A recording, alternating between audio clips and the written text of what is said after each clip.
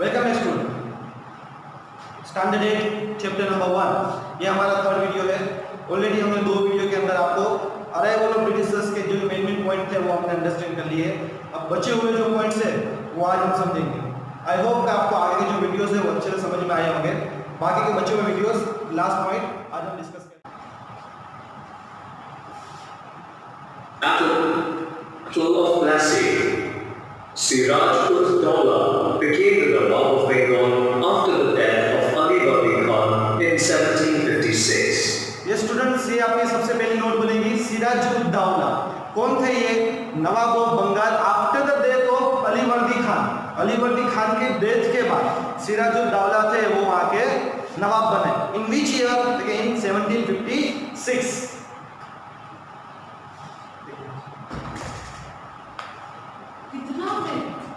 In order to remove Siraj-ud-Dawla, Britishers resorted to fraudulent means by helping his competitors.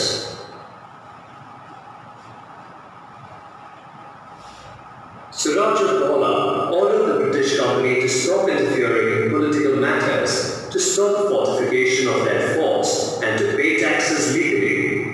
And after their trade, only with the acceptance of terms and conditions.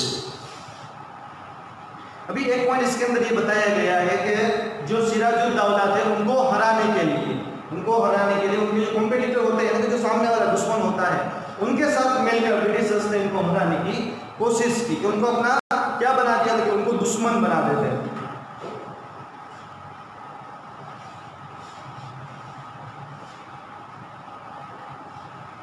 Thus, after no solution to peace, he attacked the British fort with an army of 30,000 soldiers.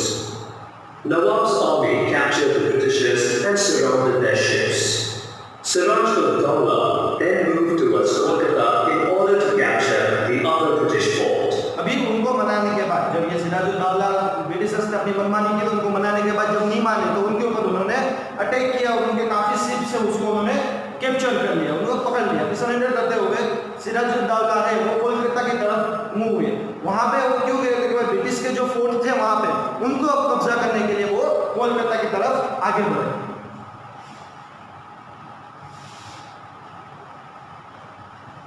On hearing this news, a small army from Madras, that is Chennai, reached Bengal under the captaincy of Robert Clive. अभी यहाँ पे एक scene ये हुआ कि जब ये बंगाल उनके ब्रिटिश शिप के ऊपर कब्जा करने के लिए गए, तब मद्रास के अंदर ब्रिटिश की एक छोटी सी आर्मी थी रॉबर्ट क्लाइव के अंदर में, वो वहां से निकली उनकी मदद करने के लिए।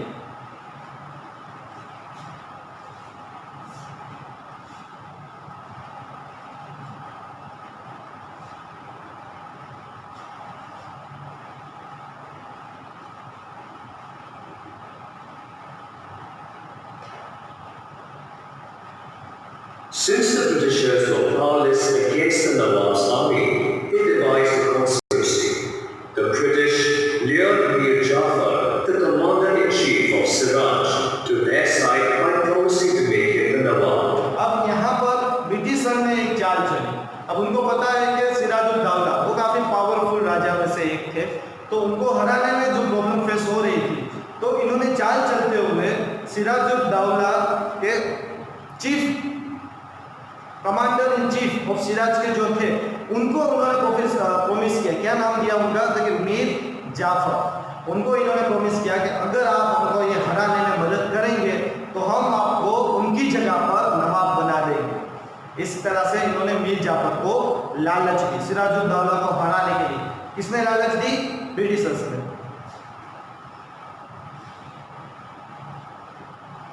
Robert Clive declared war against Siraj in 1757 at the plain of Plassey with the excuse of harassing them. अब उन्होंने उनके ऊपर अटैक किया, सिराज-उद-दौला के ऊपर अटैक किया। किस रीजन से इन्होंने एक्सक्यूज क्या दिया अटैक करने के लिए? कि वो उनको हरेस कर रहे थे, परेशान कर रहे थे, टॉर्चर कर रहे थे। ये रीजन देते हुए उन्हें प्लासी, एक जगह का नाम जो मैंने आपको ऑलरेडी बोला है, प्लासी के ऊपर 1757 के अंदर रॉबर्ट क्लाइव ने उनके ऊपर अटैक किया। The Nawab's army, under the command of Mir Jafar, did not join the battle against the British. As a result, Siraj-ud-Dawla was defeated and burned. Jafar को अपने अंडर कर लिया था, तो जब अटैक किया गया तो मीर जाफर ने उनका किसी भी तरह का कोई सपोर्ट नहीं किया, जिस वजह से सिराजुद्दौला की आर्मी है वो कमजोर पड़ गई और उस लड़ाई के अंदर सिराजुद्दौला हार गए और उसी लड़ाई के अंदर उनको मार दिया गया, उनका खून कर दिया गया।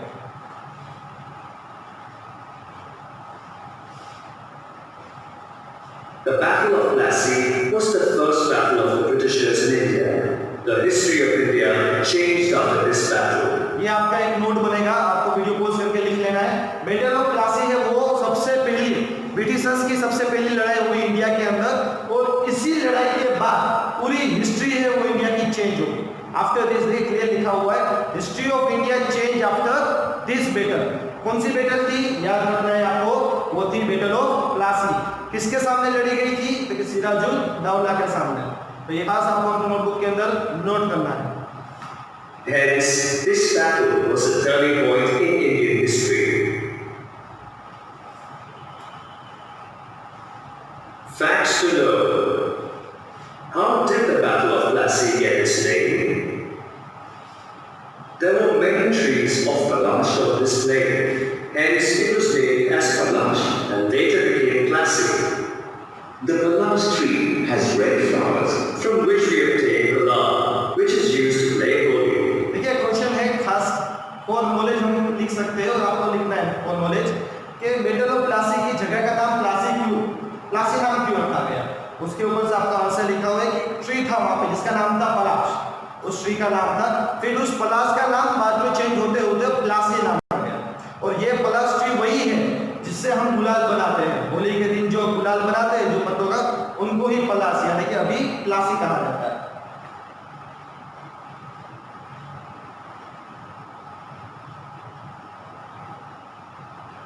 Facts to know. The plain of Plassey is situated at a distance of 38 kilometers from Murshidabad in West Bengal.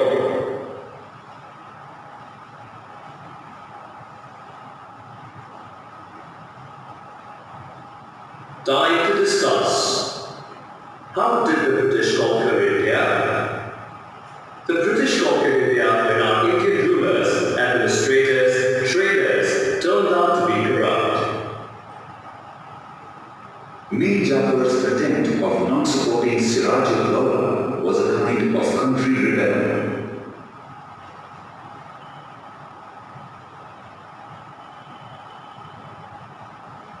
Time to think.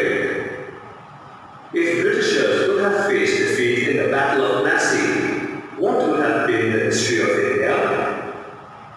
Students will have to pen down their opinions on this issue and have a debate in class.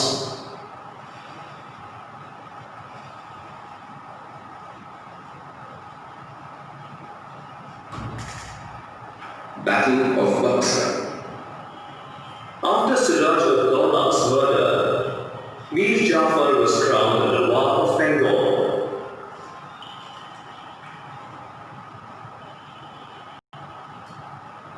Facts to know.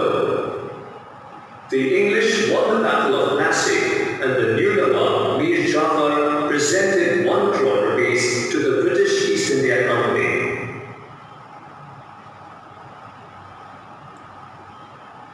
देखिए इसके अंदर एक point इन्होंने बोला, जिस तरह से Britishers ने उनको कहा था किसको, मीर जाफर को, अगर आप उनको हरा देंगे तो हम आपको वहाँ के नवाब बना देंगे।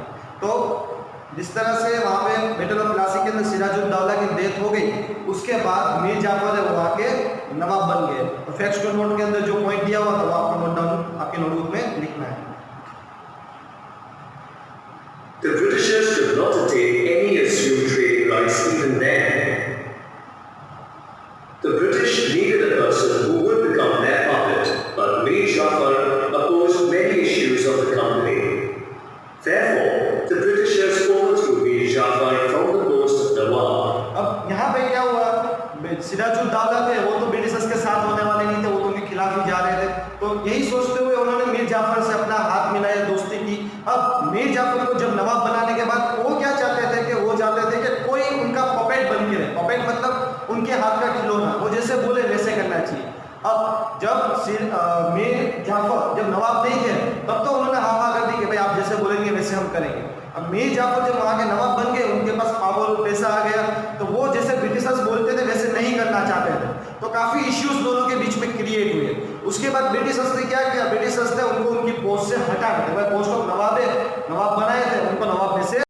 हटाने की बात है।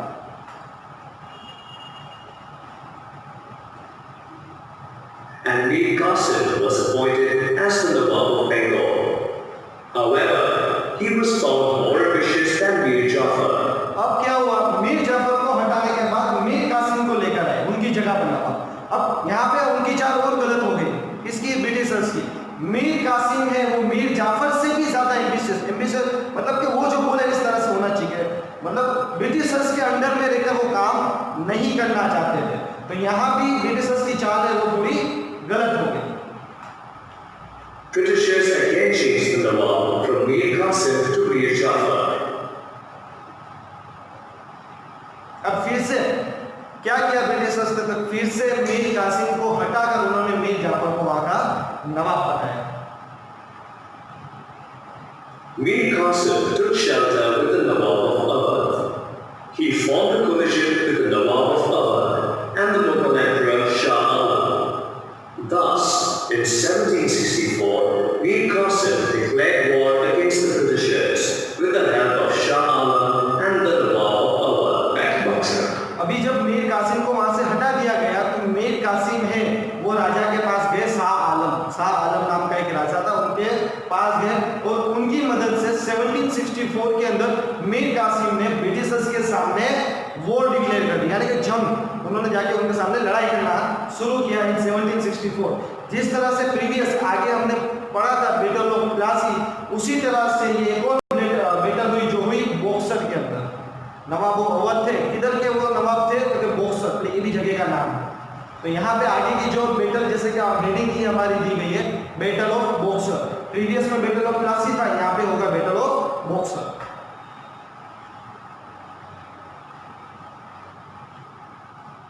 The Britishers defeated the joint army of Shah Alam, the Mughal Emperor, Nawab of Awadh, and Mir Qasim in the Battle of Buxar.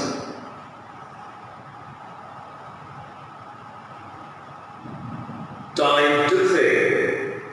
Why was such a big army defeated by the British in the Battle of Buxar? Due to lack of synchronization, coordination, and proper consistency among such a big army, the British defeated them. अभी यहाँ पे एक सवाल किया गया कि इतनी बड़ी सेना होने के बाद, इतनी बड़ी आर्मी होने के बाद भी वो लोग क्यों हार गए? तो उसके पीछे का आंसर क्या है? कोई भी चीज जीतने के लिए, कोई भी जंग जीतने के लिए अगर आपकी बड़ी आर्मी है, कोई भी गेम खेलते हैं तो उसमें आपका परफेक्ट कोऑर्डिनेशन नहीं होगा, एक दूसरे का तालमेल नहीं होगा, तो वो चीज आप नहीं कर पाएंगे, वो नहीं जीत पाएंगे। तो यहाँ पे वही चीज की कमी की वजह से बड़ी आर्मी होने के बावजूद वो ये बैटल है वो उनके सामने, ब्रिटिशर्स के सामने हार गए।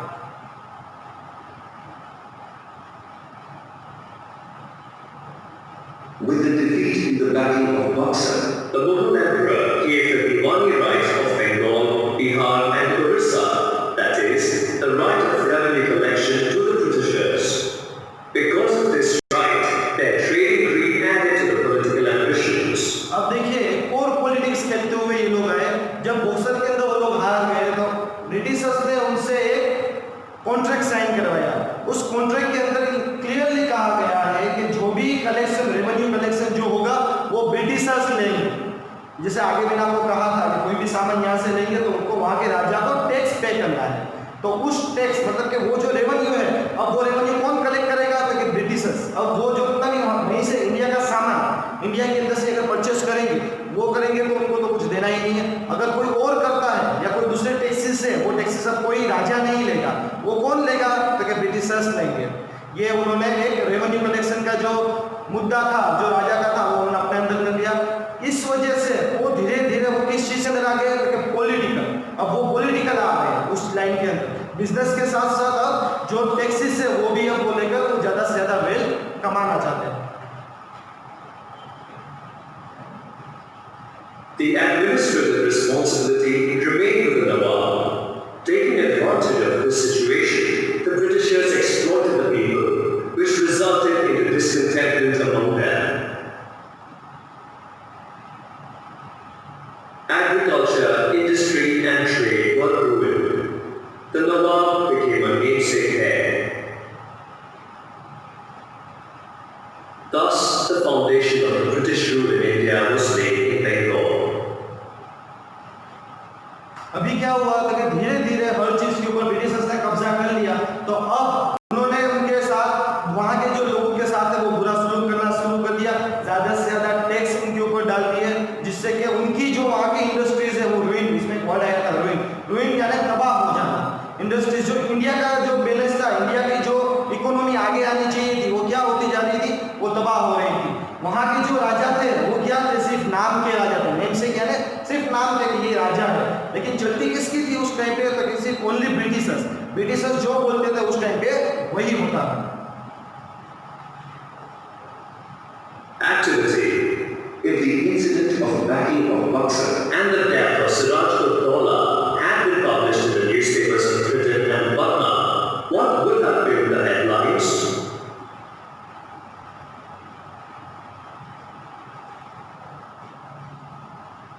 Activity. Teachers will discuss with the students about the information related to the rulers during the Mughal period.